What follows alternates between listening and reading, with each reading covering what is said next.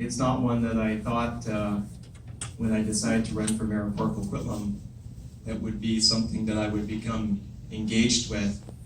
Although certainly I had awareness of the oppressive and authoritarianism of the Chinese Communist Party.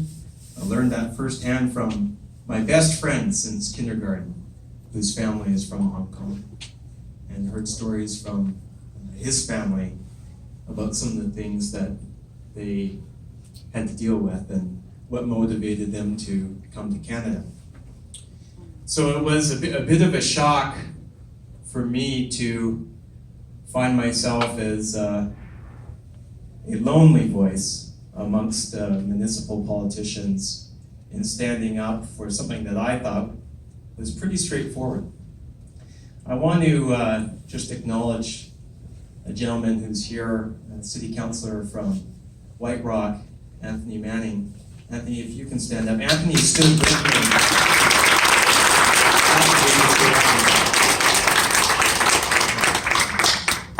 And I can remember everyone who stood with me because I think there were only about 6 of us, Anthony, in a convention that has about 2,000 mayors and city councillors from across the province of British Columbia.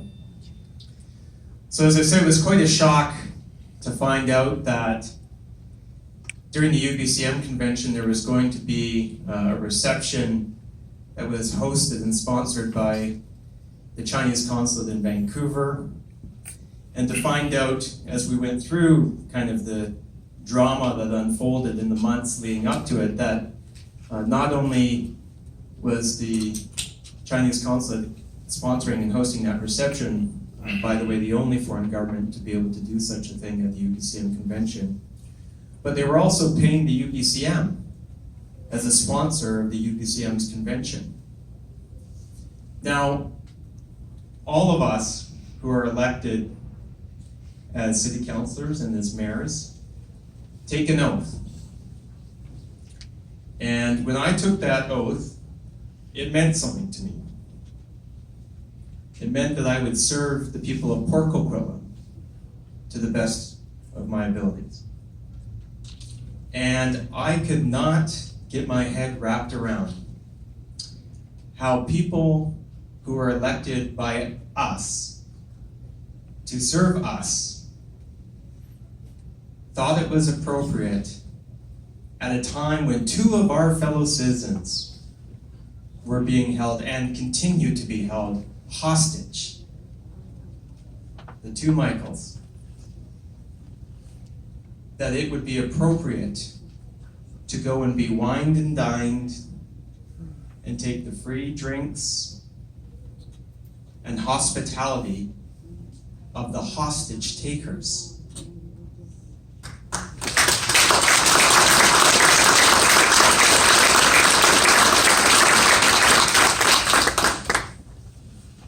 You don't understand, they said.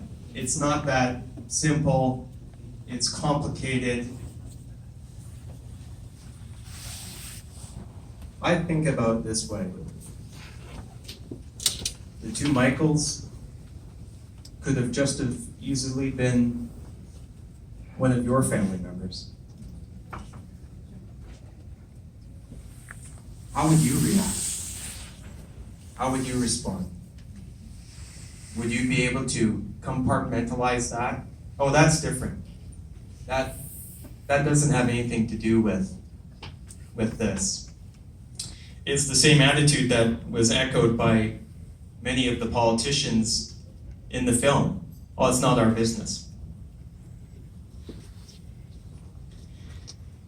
It's ironic that the day before the Chinese consulate's reception at the UBCM convention, we had Peter Mansbridge come and speak to mayors and city councillors.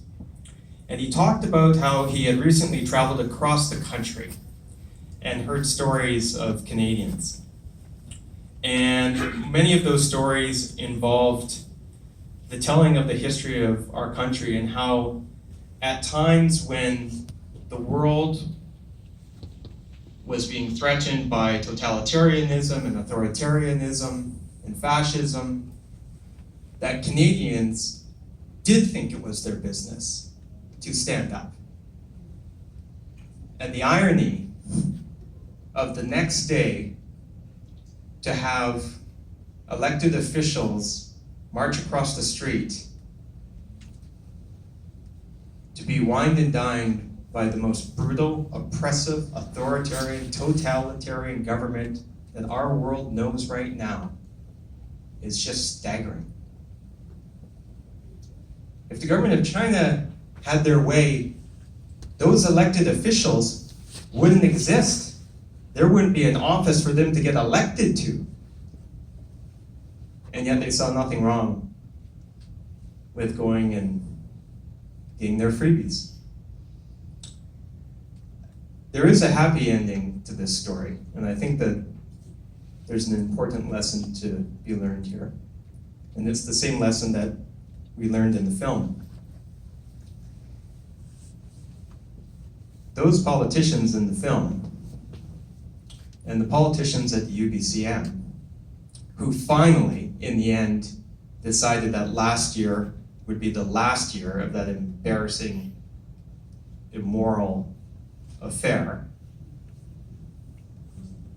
didn't wake up and have,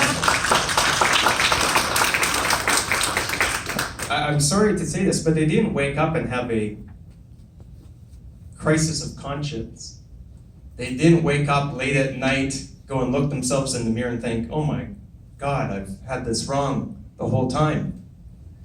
They were forced to, because people stood up. People like all of you in this room stood up and made it happen. That's how the Confucius Institute was kicked out of the Toronto District School Board. That's how the Chinese consulate's sponsorship of the UBCM convention was ended.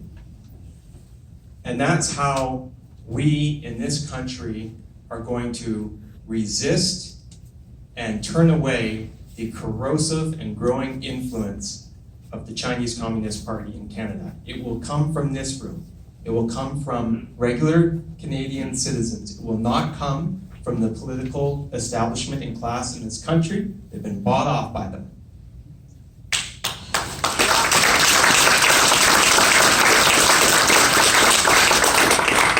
Think about it this way, and I'll end because I know we have many more exciting people than me to hear from, that I'm really excited for. John McCallum, former Liberal cabinet minister, former Canadian ambassador to China until he got fired because he embarrassed himself and the entire country. And Stockwell Day, former Conservative MP and cabinet minister. Two political adversaries who went to battle with each other as MPs, called each other every name in the book, couldn't agree on anything, couldn't agree on things that would actually make a difference in this country, couldn't agree on improving things for Canadians. But what can they agree on? That we should allow Huawei to build our 5G. It's amazing what happens when you get on the payroll. And this revolving door of politicians and ex-politicians and bureaucrats who, as soon as they leave office, make a beeline into these lobbying firms and these law firms and these front organizations who represent the interests not of Canadians but the Chinese government. That's what we're up against.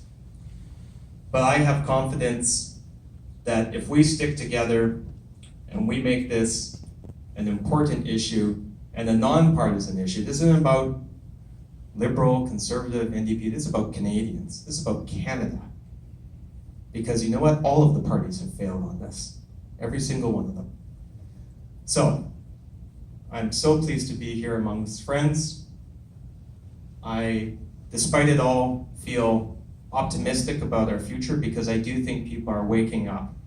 I do think there is more awareness than there has ever been before in our country. And I am so proud to be here and to be working with all of you on this because I truly believe that nothing less than the state, the future of our country, of our values is at stake. So thank you very much, and Doris and Terry, look forward to hearing you.